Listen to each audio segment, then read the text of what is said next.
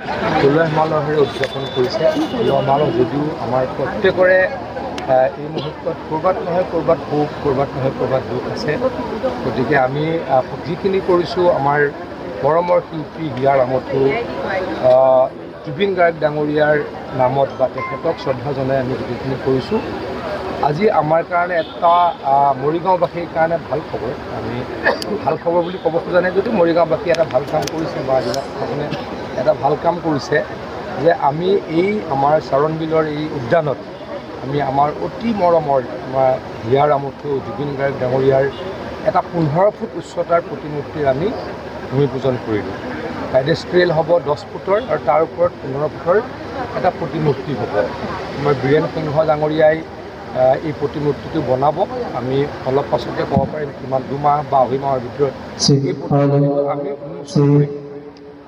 জুবিন গাৰ্গ ডাঙৰীয়াৰ প্ৰতিমূৰ্তি বনাই অলপো ভাল লগা নাই, কাৰণ আমাৰ মাজৰ পৰা অকালতে তেখেত নাইকিয়া হ'ল, গতিকে কষ্টৰে বনাইছোঁ।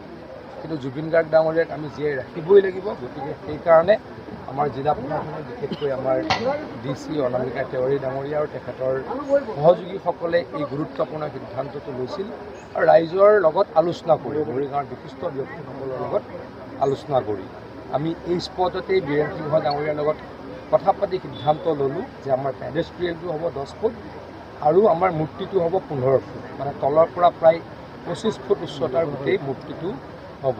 খুব ভালকৈ বীৰেন সিংহ ডাঙৰীয়াই নিশ্চয়কৈ বনাব।